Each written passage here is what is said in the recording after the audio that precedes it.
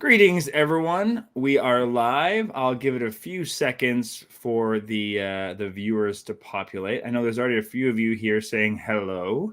For those that are new, welcome. I'm Jeremy. I'm the J in the PB with J. Here on the channel, we focus on lots of plant-based goodness, and some of that includes interviews like this for people like you who are either already plant-based or vegan, or are looking for some encouragement or inspiration to go that way. So feel free to say hello while you're watching this. If you're watching this after the fact, that's fine too. Throw some questions down below, and either myself or the guest might jump in and answer some of them.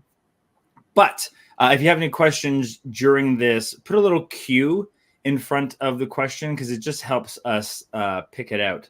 And then at one point throughout, I'll start looking at questions and whatnot as we get specific into the conversation. Hello, Vi. Vi from New York is watching. We got Marianne from Coventry, Connecticut. Jill from Oceanside, California. Hey, Jill. Tisha from Raleigh, North Carolina. We got Mars from Baltimore, Maryland, and Janet from St. Louis. And lots of others, I'm sure. But I would like to introduce our guest now and get right into the conversation. So today we have the pleasure of welcoming a true Renaissance woman whose journey into plant-based living is as inspiring as I would say it's transformative. She wears a lot of hats, from being an accomplished artist and author to a passionate chef and dedicated traveler. Her profound personal experience in witnessing her parents' health decline fueled her determination to seek a better path for herself and her family. And did I mention she's a single mom of 3, so we'll get into that as well. She's not only embraced a plant-based lifestyle, but she also authored a book called The Vegan Artist, which we will get into. And she's also wrote and illustrated some plant-based kids' books that we'll talk about. So please welcome Catherine March. Had to click the button. Hi. Hey, Catherine. Thanks for joining us. I love how colorful. Are those your paintings in the background, I'm going to assume? Yes, that's the cover of my cookbook. I had a book show and I had a big poster made, so I thought I'd put it in the background. What about the other ones, though? Like the ones Everything is mine. I have an art degree from the American Academy of Art in Chicago. I was raised by an artist. My mother was a very, very successful portrait artist. But I sort of fell away from that and started selling things back in the 80s, but we can talk about that. Yeah, amazing. That's funny. So tell me about because you have a journey that's a little bit different than what we've talked about on the show before in terms of your parents. So talk about what brought you to being plant-based vegan.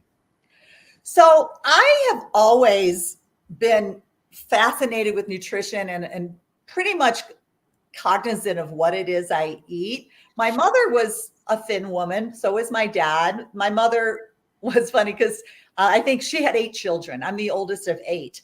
And she was always really worried about her figure. And I remember watching her work out to Jack LaLanne on the TV. And, we obviously ate meat and potatoes, but we had skim milk and we really didn't have a lot of sweets in the house. We never had soda. So I was raised with a fairly good diet. And I remember when I went to college, I was so afraid of gaining weight that I started to only drink my coffee black, and I ate huge salads every day. And I sort of avoided the freshman 10 like a lot of my friends. But as I got older, I had 3 kids. So I raised 3 kids alone. I became a single mother in 2000, and my children were all in grade school at the time. And I was working for Costco. I was their sales and marketing representative. And I did a lot of cooking because I've always liked to cook. But I would buy a lot of meats and, sure, we always had lots of fruits and vegetables. And my children all actually really like fruits and vegetables. But, I also bought, the Totino's pizzas, and we had a lot of, mac and cheese in the box and, hamburger helper, things that they could cook for themselves because I was working a lot. So I thought I was doing pretty well. And then I was pregnant with my youngest. So he's 31 now. So this was 31 years ago. And I got a phone call that my dad had severe heart disease and he had to go in the hospital and he had a triple bypass. And he had it and it was awful. And they had to crack open his chest. And he had the big old scar down there. And afterwards, he was never quite himself, but he never really was so ill that he couldn't function. And then 3 years later, but then this was right around the age when they were 65, which is my age now. So then my mom was around 65 and the same thing. She actually had a heart attack on the operating table while they were opening her up. So both my parents had triple bypasses. And of course, when you're 30, 65 sounds like it's a zillion years away. And we used to kind of joke, I'll just schedule mine for my 65th birthday. Ha, ha, ha, right? So then they got a little bit older and they really started to falter. I noticed my mother was really losing it mentally, and my dad developed diabetes. And it got to the point where he couldn't even walk anymore. We moved his bed into the middle of the living room. So he had a hospital bed there and he had a potty chair next to it because he couldn't walk anymore. And my mother's dementia was getting worse, and she did not have Alzheimer's. Hers was something called vascular dementia, which was 100% linked to her heart disease. Because think about it, the arteries in our brain are so much smaller than the ones around our heart. And if we're so bad that our heart's messing up, what's going on with our brains? So my sister had to install a camera to watch my dad, because my mother would come in and start yelling at him going, I know you're cheating on me with that woman. Because he wasn't in bed with her anymore. Right. And my sister would put out the thing, because there's 8 of us. Somebody calls. So we'd call, she'd answer the phone. Hello. And she forgot she was mad at my dad for cheating. Right. So eventually my dad did die at home. He fell getting out of bed to get to his potty chair, broke his hip. And they said, do you want to do surgery, or we can shoot you up with morphine and send you home to die? And he's like, send me home to die. So, he died about, 2 weeks after that. And then my mom, her dementia was getting so bad that we finally had to put her in a nursing home. And it was right before COVID. And it was really, that last year of her life was not really pleasant. But during all that, I really started to research about diet, because I always found nutrition a fascinating subject anyhow. And my first person that I ever really followed was Dr. Joel Furman. I saw him on PBS and I was just fascinated with what he said. So I went and I bought his books and I read them, and I started getting really into it. And I approach cooking plant-based whole food as really learning a whole new cuisine. So there's different ingredients, there's different techniques. I put an awful lot of that in my book. And I realized that I'm not the only one that wants to learn this. And I really like to cook. I don't know why this keeps moving over. No, that's okay. Get more centered here. You can go a little wider too. That helps too. No, it's really weird. It's kind of like I guess that's better. See my house. But I really realized that people need to understand how to cook, how to put the meals together. It's not that easy to just go to the deli. Like, I used to get the Costco chickens all the time. That was our meal a lot, that and pizza. So I wanted to teach people how to cook. So my book kind of goes through the whole lifestyle change. Really, it's not just learning how to cook a few recipes. And I'll show you my book. So It's called The Vegan Artist, which is my brand. Plant-based is easy. And that's a painting on the cover. Actually, on that painting, I grew everything. I organized it, took the picture, and painted it. And so what I like to do in my book is I'm trying to go through and teach people what to do. How do I start? So if you look at the table of contents, I'm not sure if you can see it, but I actually go through things like, how am I going to feel? What do I do at a party? How can I eat at a restaurant? Ingredients that people may not know about. How do I fix them? I even have lessons in here. And it's illustrated. Most of the paint, and of course, all the paintings are mine. But my carrots. So it's the beginning. How do I go through it? So I talk a lot about nutrition too. I have a whole section on protein. Grams, how to get it into your diet, things like that. I also have a whole section on fiber. What do we do? How do we get it into our bodies? How much do we actually need? I even go into cooking skills, knife skills. I talk about weird and unusual ingredients, how to put them together. I have a whole appendix in the back that talks about allergies. What do I do if I have a gluten issue? What do I do if I can't eat soy? There's nuts, because we use a lot of nuts and soy sometimes in vegan food, especially the cheeses. I have a whole section on how to make vegan cheese. And so what happens in my book is I have a list in the back, and I even have resources, different books that you can read, things like that. And then, of course, the whole back section is recipes. And I organize them like a regular cookbook: appetizers, soups, breakfast, lunch, dinner, desserts. And I've tried to go through these and put things together that would be things my children would want to eat. So I took some of their favorite recipes, things like shepherd's pie. I do a lot of stir fries, cakes. My kids love my cakes. In fact, sometimes too much. I don't like to have them around because they're really good. Breakfast things. I make a really good scrambled tofu in there. There's just a lot of different. I tried to take things that they're already eating: pizza, macaroni and cheese, shepherd's pie, pasta, and make it vegan. Yeah. What are some of your approach to your book was like, let's take the foods we're already eating and make a vegan version of that? That really was because I started to think about this. I always say I'm not the vegan police. All my friends know when I go to a party, they know they're going to get food that's vegan, but they eat it because it's delicious. When I go to my sister's house, whatever. But the thing I hear a lot about it is like, oh, vegan food's weird. Here's an example. We had a party. I made a big thing of pasta. And what I had done is I took some soy curls, that textured vegetable protein, and I mixed it up with a bunch of Italian things. I made some meatballs, put it into the sauce, and they kind of fell apart. So it really looked and tasted exactly like pasta bolognese, right? With all kinds of, meat in it. So my niece is chowing down on it, and she's 20 something. And my other niece's fiance looked at her and she says, that's vegan. And she looks at me, she's like, is there something gross in here? And I said, I don't know. As gross as a dead, rotting animal? I don't think so, Linnea. And she looked at me, scowled, and kept on eating because it was delicious.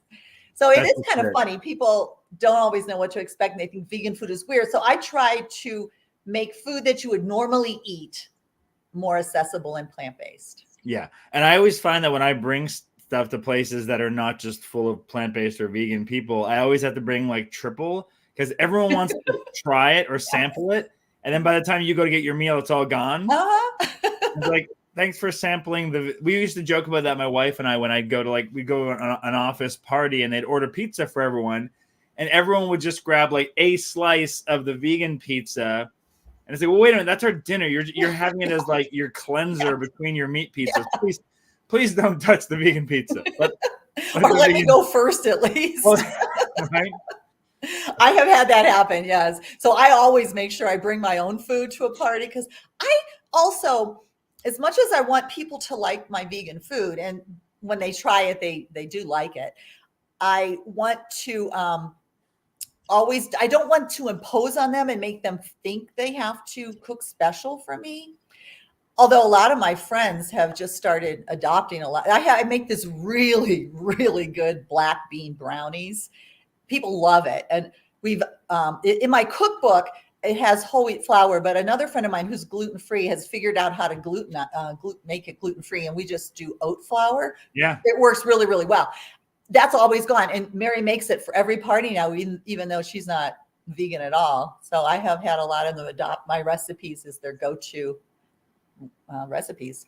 Yeah.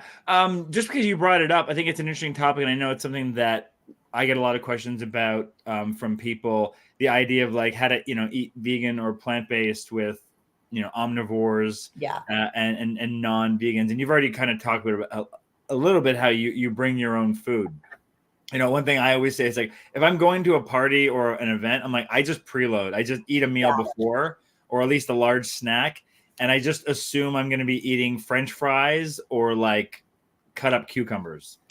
Yeah, I usually bring my own. But, we did something interesting. My daughter got married a couple of years ago. And for her wedding shower that we did, we decided to do a Buddha bowl party. I don't know if you can see this. Oh, picture. yeah. Where is it? That's okay. There's the pictures over there. So Yeah. what we did is we made it a buffet, and we just had everything that you could put in a Buddha bowl. And then my sister did decide, because some people, she didn't want to offend, she had made some chicken, but everything else was vegan.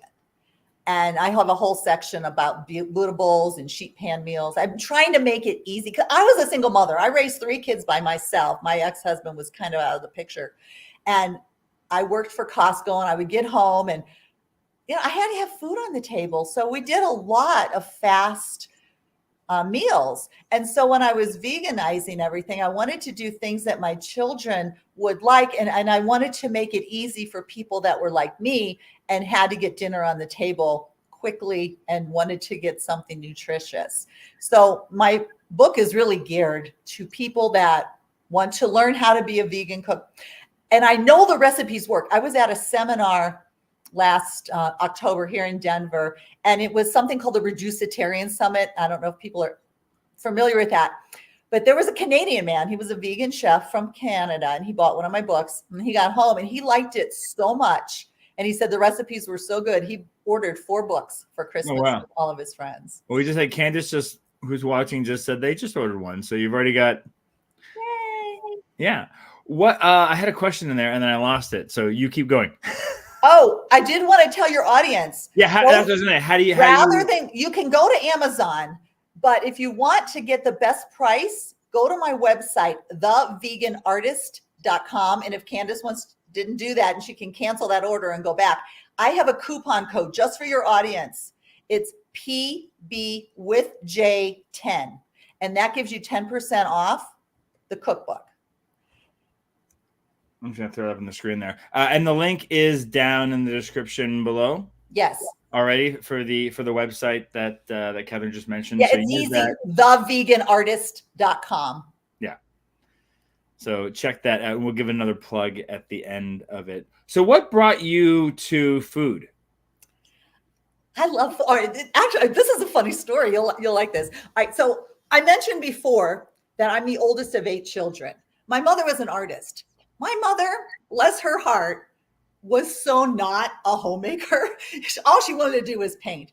And the joke would be, I'll get you out of doing the dishes if you sit for me for this painting.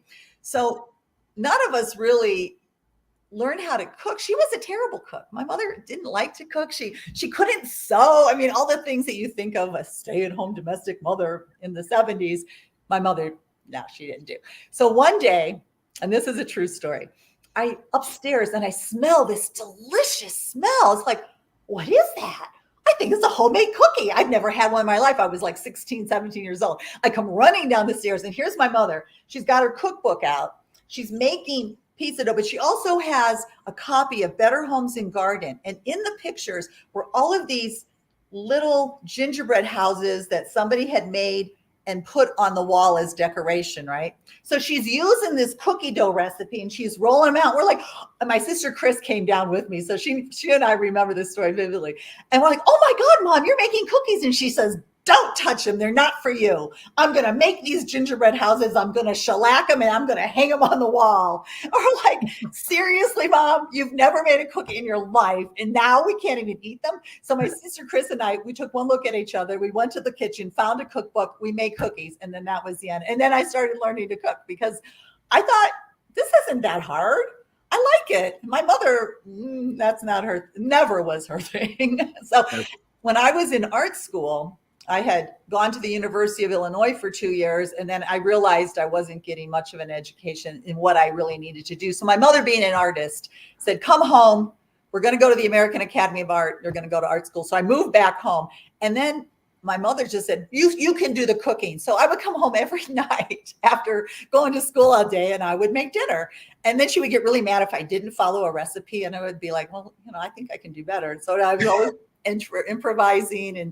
And so I learned to cook. And then I just started buying cookbooks. And in those days, you couldn't go to the Food Network. We had Julia Child. And then there was an Asian guy. I can't remember his name, but he would cook Chinese food. And then there was the Galloping Gourmet. So those 3 were on TV. So I would always watch them. And then I learned to cook. All my friends would give me cookbooks. I got out of college. I couldn't find a job. So I started selling Tupperware, and I had a whole chest full of stuff, because you would get all kinds of other things, you're cooking, utensils, and you would get pots and pans or whatever. And I just learned to cook. I always liked it. And I would experiment with different cuisines. I was totally into Italian food for a while. And then I was like doing Asian food and Indian food. And so when I decided to go plant-based, I just approached it like I did everything else. And I said, oh, it's a whole new cuisine. Yeah. I think Fritz, when I was watching, is it Yan Can Cook? Is that the name of the show? Yes, that was it. Yes, thank you, Fritz. Fritz? That was totally it. Yeah, you remember that guy too. That's so funny. Yeah. I didn't grow up with, like, I think like the kind of cooking shows I watched growing up. Yeah, we didn't really have cooking shows going on in our house. But my mom was a cook, and I used to cook with her a lot. Nice. So I had that experience. And my dad can't cook to save his life. Now, see, my dad was the cook. He's an Italian. Well, he was an Italian man. His last name, my last name is March, but my dad's last name was Larry Marchesano from New Jersey. And when he got out of college, there was still a lot of Italian prejudice and backlash. And he was in the business world, so he shortened it to March. So my dad, every single Sunday, he would make, and I even have his recipes. And I talk about this in my book. We called it Sunday sauce. He never called it gravy. He always called it sauce. And every Sunday he would make a big old sauce. And I learned to cook from him, but he really only cooked on Sundays. And my mother would do pot roast in a bag and shake and bake chicken. And her idea of a fancy vegetable side dish, she would take a can of green beans and a can of Campbell's mushroom soup, put them together and put them in the oven. That was the fancy side dish. And lots of Jellos and yes, Jello salads with the vegetables in them and whatnot. She wasn't even that fancy. She did something with strawberries and Jello that wasn't terrible, but most of the time her cooking wasn't good. Yeah, my mother-in-law, and I love my mother-in-law, but she grew up in like 1940s, 50s Winnipeg, and so she makes the tomato aspect, which is like basically a can of condensed tomato soup and like a box of Jello put together. And I remember the first time she like served it at a holiday, I was like, what is this? And my wife's like, you don't have to. I was like, thank you. The texture is interesting, and the flavor, the texture and the smell and the flavor, none of this goes together very well. Yeah. Yeah. Now, my mother-in-law, when I was married, was British, and she was a very good cook, but she would never tell me how she made anything. And one thing she did that I never really liked, had suet in it. It was a Christmas dish. I can't remember what they called it. Plum pudding. And yeah, but apparently it was good. I never wanted to try it. In fact, we had one once in our refrigerator, and we were supposed to put brandy on it once a week, and we kept it in the fridge for a year. Yeah. Well, that was like the Christmas cakes, right? Yeah, I think so. It was shaped. It had the fruit cakes that you have to make like 3 months in advance because they just soak up the bourbon and the whiskey and whatever else. Yeah. She cooked a lot of meat and potatoes. And I remember one time she said, oh, we're just going to make the vegetables plain. And she covered them with butter. And I was like, I thought you were going to make these plain. And she was like, oh, that is plain, I remember one time on a road trip through the States, I remember we stopped at like a Bob Evans, and this is when I was just starting to eat. Sorry. Yeah. Well, I'm like, I need a place where I can maybe talk to a cook and your chef and going in there, even to just like, this is when I was starting to eat whole food plant-based. Mm-hmm. And I was like, oh, side of vegetables, great. And I said, hey, just make them super plain. That'd be lovely. And they come out just slathered in butter. And I was like, and same conversation. I was like, I meant plain. They're like, yeah, that's as plain as it gets around here. I was like, can you just steam them? Like just steam, like air and water. Like you must be able to steam. Like I'm not. Just throw them in the microwave and give them to me. In fact, if they're just raw, I'll take that too. Just give them to me raw. Wash them first, maybe. We can work with that. Yeah, I'll work with. Just give me a bag of carrots. It's getting so much easier, isn't it? I remember in the beginning it was a little more of a struggle than it is now, for sure. Yeah, it's amazingly easier these days. Let's talk about that then, because you're listed as a traveler. So, what are some of your tips you've got for people to eating plant-based while traveling? So, I don't really think I talk about this much in the book, but in 2016, I had been vegan for about a year. So my youngest son graduated from college, and I had always wanted to hike the Camino de Santiago in Spain. And if you're not familiar with it, it's a 500-mile trek across northern Spain. You take your backpack, you start in France, you go over the Pyrenees. It's a spiritual pilgrimage. We go to this town, Santiago in Spain. Santiago is Spanish for St. James, and they believe the bones of St. James are buried under this cathedral. So that was interesting because that was hard for me. Apparently now I belong to a lot of different groups that do this, the Camino, that are vegan groups. And apparently it's much easier now, but at the time it really wasn't. So you take your backpack and you go to the hostels, and they call them albergues. And most of the time there was a kitchen available. Sometimes there was a pilgrim meal that you could purchase. There was always a vegetarian option or a pescatarian option, mostly not vegan. So my son was in his 20s, just out of college. So he started to gather a bunch of younger people around with him. And it was kind of fun. We would get to one of these albergues, and I would have him go and collect euros. And then he would go to the tienda that was always a tienda in town. And I would have him buy stuff. So we'd get a lot of potatoes. You could get a lot of lentils in jars or cans, vegetables. And I would make this big old stew. And then we'd get a couple of bottles of Spanish wine for €2 for the whole bottle. It was probably better than a $20 bottle here, and we had so much fun. And I still connect with some of these young kids. So we did that. It reminds me of stone soup, the way you described that soup you made. Yeah. That was one. And I used to do pastas. So, I had different things that I would do with the things when I had a chance to cook. But if it was just a pilgrim meal, most of the time I would just take the vegetarian option and tell them, like no cheese if it was pasta.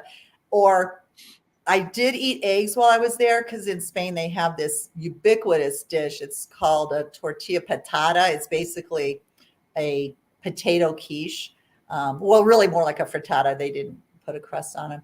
But when I did get home, I learned how to veganize that one too.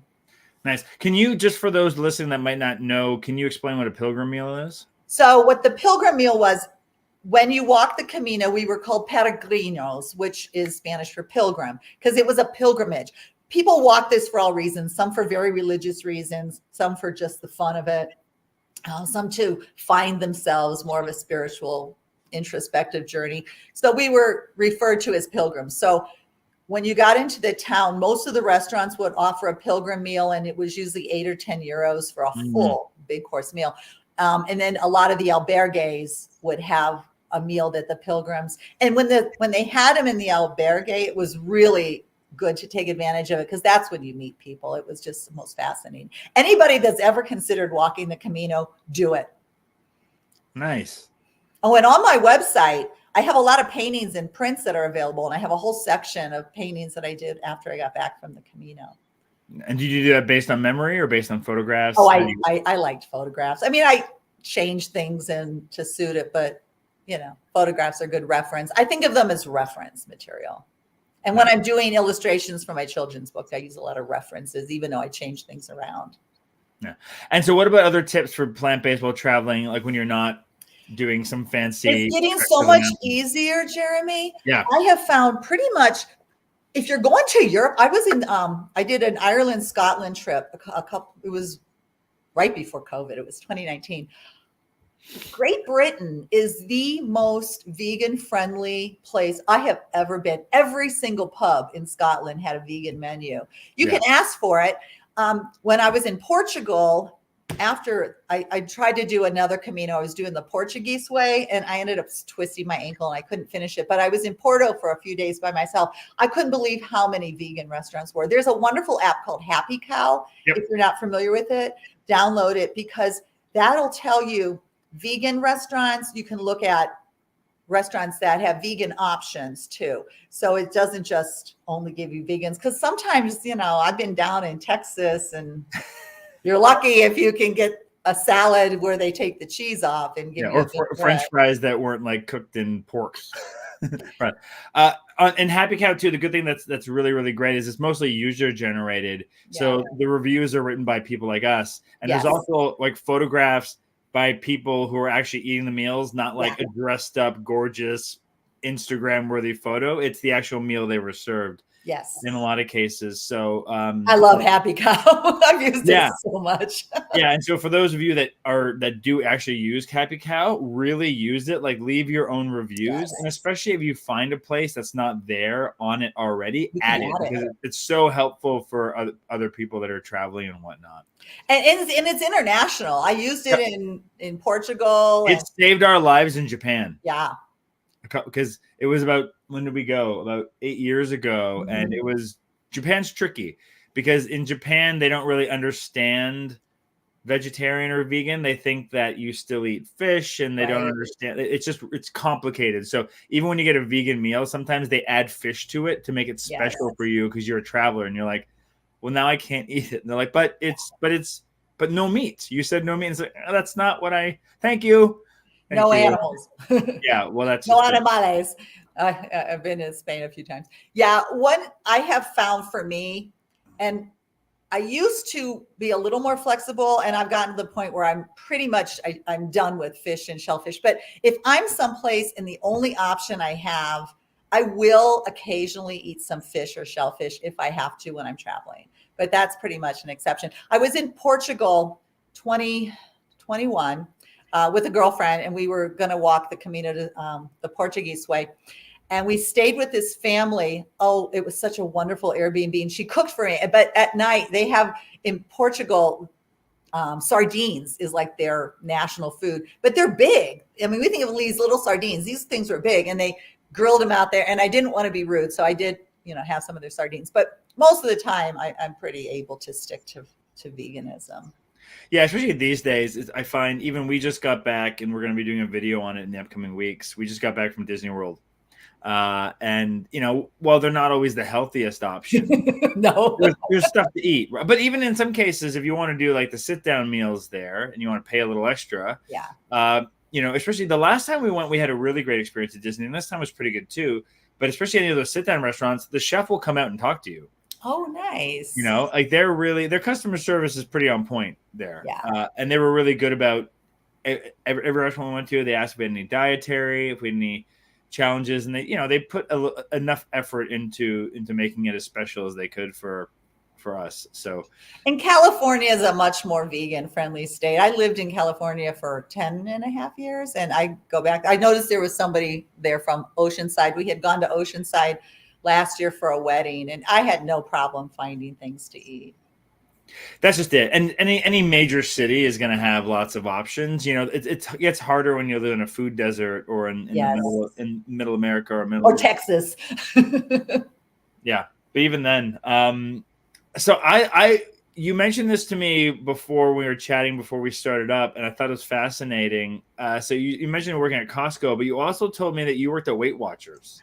I did. So after my second child, again, I never really had a weight problem per se until, it's been harder since I hit 60, I must say. All the things that used to work are just not working like they used to. But after my daughter was born, I have a son, a daughter, and then a son. So I had gained a lot. I gained 65 pounds with each pregnancy. And with Ian, my first one, I had that gone in about 3 or 4 weeks. With Katie, it was sticking around. So I thought I got to do something. So I went and I joined Weight Watchers, and I worked the program, and I learned all kinds of really, really good information. And then I thought, I need a job. I'm going to go work for Weight Watchers. So I started out as just being someone that would check people in. And I watched the leaders. I'm like, oh, that looks like way more fun. So I took the class and I became a Weight Watchers leader. And I did it for several years. I did it through my third pregnancy too, because you can do Weight Watchers pregnant. And so I really learned a lot about nutrition. And Weight Watchers has always been pretty forward on working out nutrition. I haven't been in a while, but I do know now they do have plant-based programs where you can choose that as an option. But I learned a lot about talking to people and what makes them work. And one of the things I really realized, and I learned this for sure, weight gain has very little to do with what you eat. It's really a mental thing.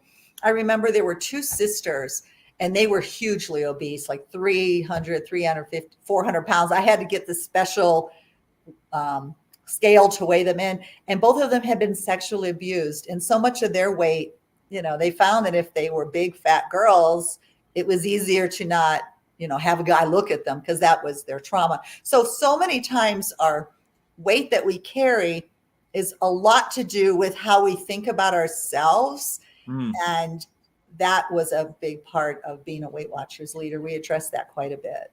I imagine you had to be almost a bit of a, armchair psychologist as well. You do learn to do that. And again, that's something I really, really like to do. I'm actually writing a book right now. It's called Ready to Leap. And it's a 5-step plan to creating your best life. And it's a lot of, and it's not just, business wise, but it's any big thing you want to do. And I'm working on the chapter now. It's called I forget what it's called, but it's working on your inner self and figuring out who you are and why you do the things you do and how to change negative thoughts. And it really is something that applies very well to plant-based eating, or really any kind of dietary change, or any change you really have to make in your life. And that one, hopefully I'll have, I don't know when it's going to be done, but I'm in the middle of writing it now. Well, let us know and we'll post about it. I always said that because I went through my whole life being overweight, and the one thing that helped me was going plant-based, but that was part of it. But for me, it was just the mentality of it. And so I've always said that is like, there's 3 things you have to change to lose weight. And obviously, the way you move and the way you eat make a big difference. But those 2 things don't really work until you change the way you think. 100%. And that's not just true with weight. I think it's true with pretty much everything in life. If you don't want to smoke anymore, you want to leave a job that's, you're not happy, and, you want to raise your kids better, you want to become a better mother, all of that stuff really starts with here first. And until you get that part fixed, nothing else is, you'll have short fixes, but it really won't be a permanent change. Yeah, 100%. Yeah. So I always, because we get the question a lot on the channel too, and just in comments and whatnot, people are saying that's like, well, I'm eating whole food plant-based, but I'm not losing the weight. And so what is it? And of course, I think it's the challenge is that, from my point of view and just my experience is always that it's like everyone's bodies are so different. And, some people hold on to certain foods more than others. And some people can kind of, look at food and just gain weight. And that is true.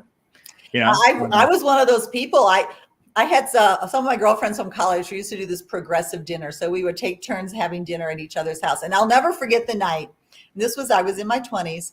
We made these rock Cornish game hens. And then I made this almond cheesecake.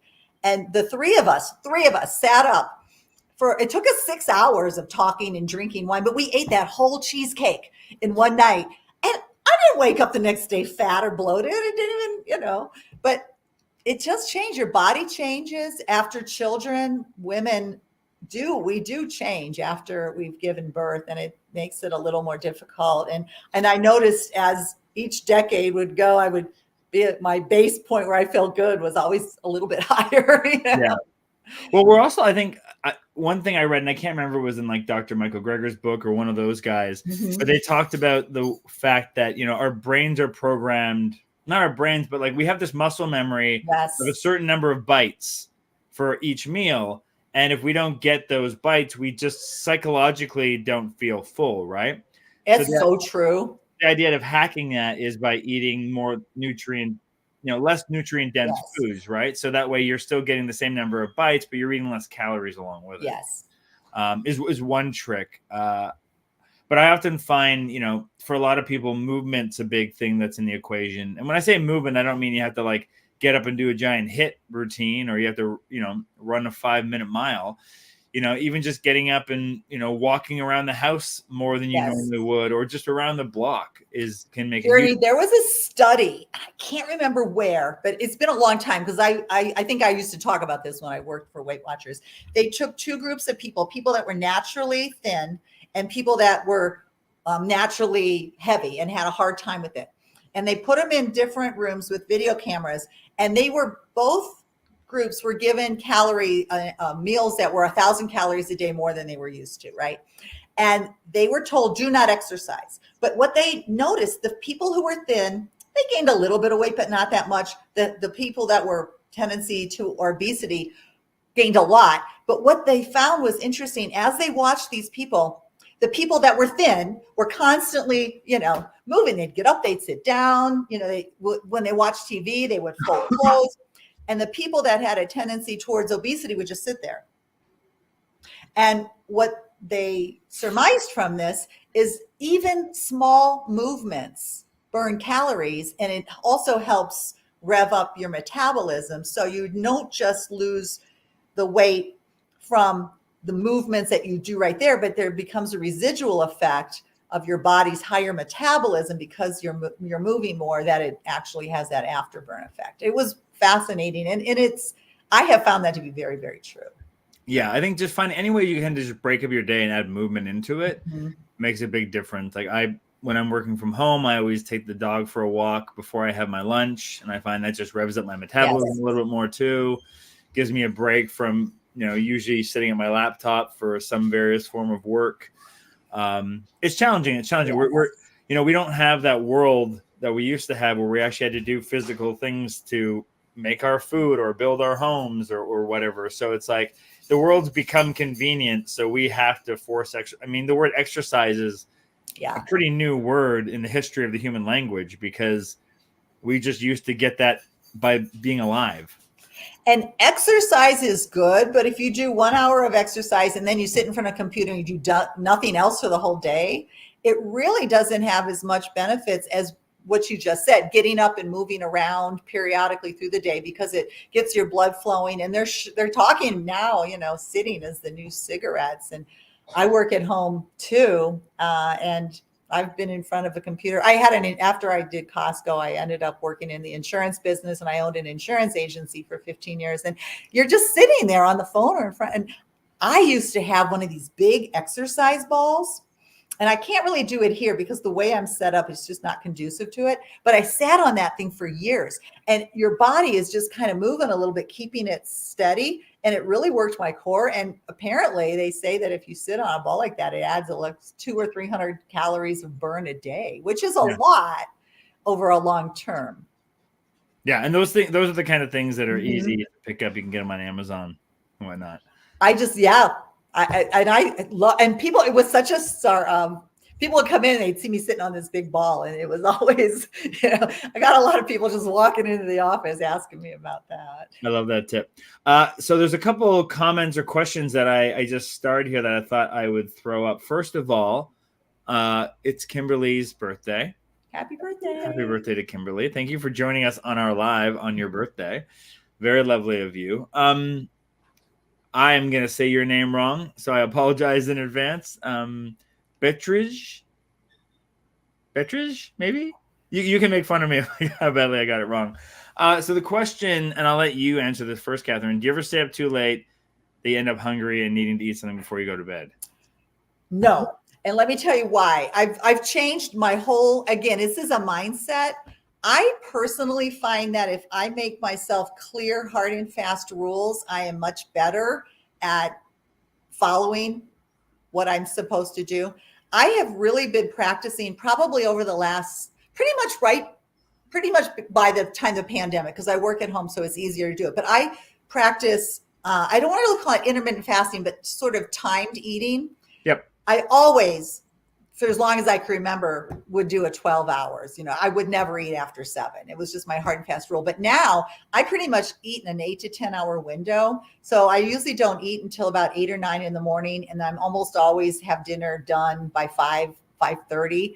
And I just have gotten myself to the point where I just don't do it. And if I find that I really am hungry, I'll make some herbal tea. But most of the time, I just don't even, because I know I'm not, I just don't. That's my rule. It's after 7, I don't eat. I'm the same way. Like I did do some intentional intermittent fasting as part of my weight loss eventually. And now it's just to the point where it feels strange to eat after dinner time. And I'm not like religious about it where I like have a strict time I stop and I start. It's just, usually breakfast for me is between 8 and 9 in the morning. And then dinner is usually done by 7 at the latest. So it ends up being like a 10 to 12 hour fast, or longer, actually, I guess. But and I'm the same way. It's like, I find if I get hungry at night, which I don't, because my body's just used to it now. Like, I think you'll just create a muscle memory, and your body will know you don't get food after this time. Usually you don't, unless you're, I mean, if you're out and you're very, very active at night for Right. whatever reason, then maybe your body does need that food because it just needs the energy, right? But if you're like most people, in the evening is when you slow down and you're, watching something maybe or relaxing, your body's really not burning off any energy. So there's no need for those calories. So like you said, like a tea will fill your stomach up, make you feel full. But I just kind of tell myself breakfast is going to taste all the much better. And the other thing too, and again, this new book that I'm writing, I talk about this quite a bit, are habits. Really, anytime you do whatever you do, it's a habit.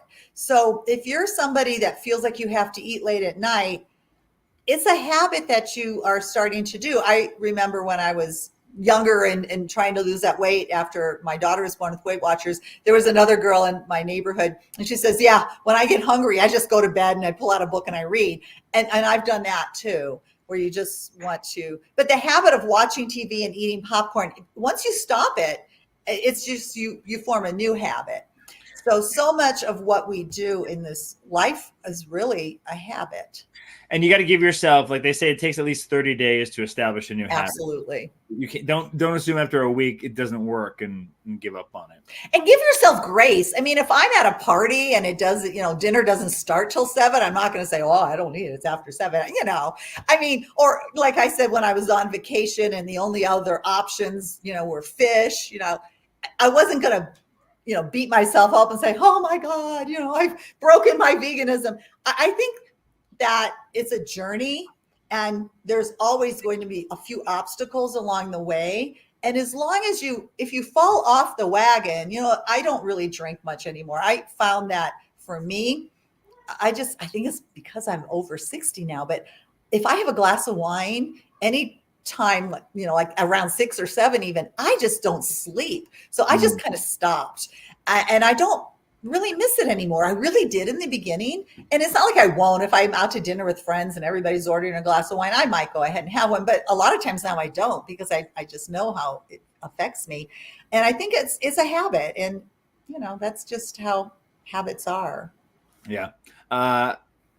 This is just a comment about Cappy Cow that Katarzyna. That's true. But that goes to the point I was mentioning earlier, that Happy Cow it's a very small organization. I did meet someone once that works there, and they do rely on the user base. So, and unfortunately, if the business doesn't update that it's closed, Happy Cow doesn't have the kind of staff that can keep track of every vegan restaurant or vegan friendly restaurant around the world. So again, if you notice that, report it to Happy Cow, because there were so many casualties at COVID with these restaurants. Yeah. And so that's what I do now. If I, and just to jump back into more about plant-based traveling, use Happy Cow. If I'm going to go somewhere in the world, my first stop is usually Happy Cow. Yeah. And I type in like the address of where I'm staying, and it'll tell you all the places in that radius. But what I then will do is I'll go to the websites of those places and make sure they're still open. Right? Make sure those websites are still functional and whatnot. You got to do a little bit of your own research when you're about to travel and go to these places and use these things. Just don't assume, again, because it's on Happy Cow, that it's there. Unfortunately, small organization, underfunded, and mostly user driven. And even if a restaurant isn't on Happy Cow, I write about this in my book. Most chefs are really, really good at helping you out. So this is a true story.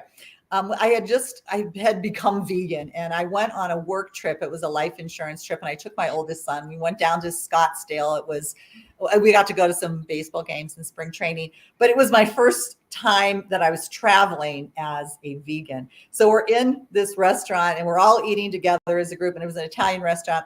And I looked at the menu and I realized that they had a marinara sauce that had eggplant on it. So I asked the waiter, he was the owner of the place, and I said, can I have that without cheese? And he looked at me and he's like, pasta without cheese is like a kiss without a squeeze. And of course, everybody laughed. But then the following night, there was another group dinner, and the woman who was organizing it, there was nothing vegan on the menu. And she called ahead, and the chef was so excited to make something for me, because chefs like to cook and they like to come up with new ideas and new recipes. And so I got a wonderful meal. And another time it was interesting. I was in Ireland and I was with this group of people. It was a group called Race to Adventure.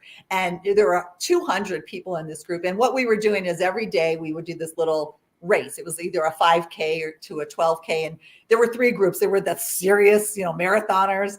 Then there was the fun walk runners, and then the walkers. I was in that group because I had a really bad knee. Anyhow, we had these big banquets, and there was one other girl in the group who was vegan, and we would always just order off the menu because everybody had like 3 choices, and they started to bring us the food. And I have to tell you, there were probably about a dozen of these other people that started ordering the vegan menu because it was so much better what we got. So the chefs do like to do that, and don't feel like just because there's something not on the menu, you can't request it. That's just it. And just to add to that, I would recommend if you're going somewhere, especially with a group of people, and you look at their menu and it's pretty unvegan friendly, just give them a heads up, call in advance. Like if you show up at the last minute, it's hard for them to accommodate. But if you let them know in advance, I've never had a bad experience when I've done that. 100% true. And if it's a place you tend to go to a lot, just really tip well. That's just it. Yeah. Jill just wanted to add on to this question of eating late at night. If I'm done dinner at 5 and I'm hungry at 9, can you eat later? You can do whatever you want. I find for me, the 10, well, I always eat within an 8 to 10 hour window. For me, that really works well. And I'm trying so hard to keep maintaining my weight.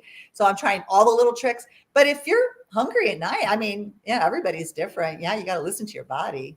Yeah. I would just say, if you can't eat later on at night, then just snack on like some vegetables. Mm-hmm. And if you don't want those, you're not hungry. Or another thing, I love Costco, and they make these frozen cherries. They're just, and I keep them in my freezer. And if I really need a sweet tooth after, I just get a few cherries out and thaw them for 30 seconds in the microwave so they're still kind of cold, but you can eat them. And oh my God, that totally satisfies me. And it's sweet, and I feel like it's a guilty pleasure. And I think it might be a bowl of them might be 50 calories. So that's what we do. Our kids at night, if they want something past our like dinner or whatever, like little dessert we'll have, it's frozen fruit, and they'll just kind of suck on it like it's a popsicle. Putting grapes in the freezer. Oh, another one. I have this in my book. This is such a good thing to do. You get bananas and you slice them into, like 1-inch coins. And then you melt a little bit of dark chocolate and you put them in there. And then I put them in the freezer. So they're a little piece of banana with chocolate on them. And sometimes if you want, you can put some ground, walnuts, but that is just like ice cream. And there's so few calories in it. And it's the dark chocolate. Now I only use the dark chocolate because that way it's vegan, you can get the vegan stuff. And boy, that satisfies. Yeah. V has an interesting point about the restaurant comment we made about going to a restaurant and asking for something special. They said they couldn't do it because there's no way to enter it in. So that might be a case where you didn't go in advance. I just say charge me for the steak. Yeah. Like that's so silly. Like I would just challenge that and ask to talk to that person's boss. Yeah. Because that's nicely. Yeah. You don't want them to spit in your food. Yeah. Hey, I totally understand. Is there someone else I can chat to? Because I feel like there's got to be a way to make this work. Yes. I think there's a lot of times you just get people that, who knows, they might be having a terrible day. They're new, and they don't want to like pretend like they don't know what they're doing. Yeah. So I would just say that I would very politely call bullshit on that and talk to somebody else, because that person doesn't know what they're doing. It is hard. I mean, I do think it's easier. And I live in Denver, and Denver is a pretty healthy focused area. So there's almost every restaurant has at least one vegan option on the menu. And if they don't, they're really willing to accommodate. But it is harder in different places, I know. Yeah. So we're going to start wrapping it up for those who have any extra questions in there, but I'd love to come in with a couple of the things I like to ask everyone. If it's desert island time, you're only allowed, you're starting a whole new vegan kitchen, and you're only allowed to bring 3 tools with you. What are you bringing? Are you asking me? Yeah. Okay. What would I bring? Vegan tools. Is there electricity? Here's electricity. There is electricity. Yeah. Probably a blender. A blender? Yeah, that one's pretty easy. And I don't really microwave that much. I probably tend to do a lot of cooking on like a skillet. And I do an awful lot of vegan, like sauteing with vegetable stock. I make my own stock always. And what else would maybe a really good knife. There you go. Yeah. I like that. Yeah. A lot of people don't think of knife as a tool, but especially a good sharp knife. Yes. Is going to make you a happy person. Much, yes. Oh my God. I was in Florida. My sister's son got married and she wanted me to bring some potatoes. I was making this potato dish and I was in an Airbnb and I had all these potatoes to cut up and they had the worst knives. It was miserable. So yeah, a good knife. It's very, very hard. So, let's talk about your book again here for a second and I'll get you another plug. But if you had to recommend 3 meals for people from that book that are, say, they just decided today they're going to start eating vegan, plant-based, what are the first 3 meals that you're going to tell them to start with? We'll start with breakfast. I think my vegan scrambled tofu, it's so good. It tastes like scrambled eggs. I have a sister who's cognitively special needs. When I feed it to her, she thinks she's eating eggs. So that's what makes yours so, because there's a million tofu scrambles out there. What makes yours special? Well, I do use a little bit of olive oil. Okay. I use nutritional yeast. I have a little bit of turmeric in there. I put some mustard, and the key is black salt. If you can find that online, it's not really black, but it has a bit of a sulfur taste. Yeah, and then I just known as callum namak. Pardon me? You might also find it as callum namak. Oh, okay. I did not know that. I get it online at Amazon and it's called black salt, but I think I did have heard that before. That's a really good one. I don't know. You can't go wrong with pasta. Larry March's Sunday pasta is always good.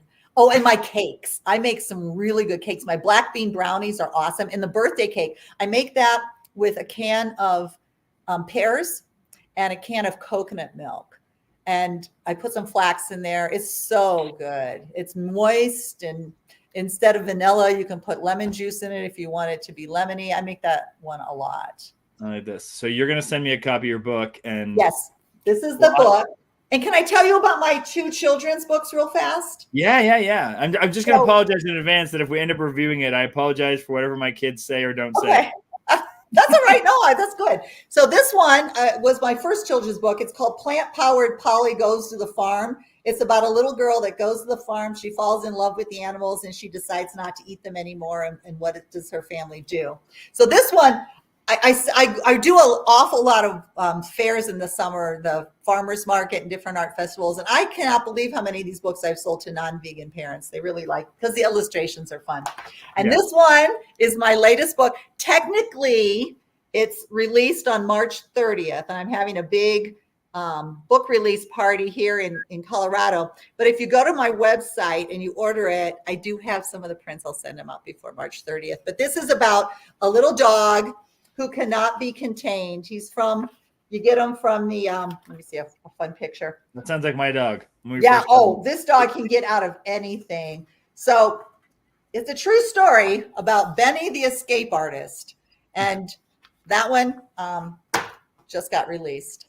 That's amazing. So give us, so you already mentioned a little bit earlier, but just in case anyone's forgotten, what? Can I show you one more thing I forgot to tell you about? Yeah, please do. I also, remember, I worked for Weight Watchers for a lot of years, and I know the value of writing things down. This is a food diary.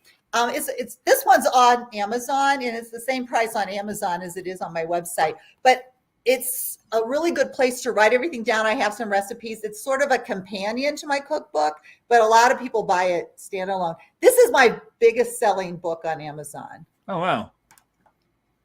Nice. So tell us again about the other book you're working on, and then remind us where we can find all of your stuff. Okay. My website is theveganartist.com. In the description down below. Yes. And for the 10% off on my cookbook, it's PB with J10. And the next book I'm writing, this is not a vegan oriented book, but I have recreated myself a lot of times in my life. And it's called Ready to Leap, 5-step plan to creating your best life. And really what it's about is finding the courage to change. And there's 5 parts to it. It's to discover your plan, to figure out what the heck you want to do, make space for your plan. And that's sort of that mental work. Then it'll be create the plan, work the plan. And the fifth stage is to embrace the grace. And that's when all these little these little synchronicities come into your life and how to recognize them and go with the flow. And of course, there's some personal stuff in there. And that one, I'm about a third of the way done. So I'm hoping I have it ready next year. When I left my insurance agency to do this, I started a publishing company. So I'm not just the author, but I'm also the illustrator and the book designer and the publisher. No small feat. This is the hardest thing I've ever done in my entire life. And I raised 3 kids alone and started a very successful insurance agency. So yeah, this one's hard. Well, it sounds like you're doing well with it so far. It's fun. I like waking up in the morning and having a really exciting reason to get out of bed. That's just it. That's amazing. Well, thank you so much for your time. Thank you, everyone, for watching either during or those who are watching after. Again, check out all of Catherine's stuff in the links down below for her information and use that discount code for her new book. We will mention it as soon as it comes out. I'll throw a And when you go to my website, sign up for my newsletter. I don't do a lot of those because I don't want to inundate people. I know how my inbox is, but I would like to know who's following me. It would be nice. And of course, I'm on Instagram and Facebook and all that. Amazing. Well, thank you for your time, Catherine. Thanks for everyone for watching. And tune in. I think next week we have another live coming out. Let me just check the calendar. I still have vacation brain. Yeah, we have another live next Tuesday, but it's going to be in the evening, I believe. So stay tuned, and I'll post about that very soon. Thanks again, Catherine. Thank you all for listening.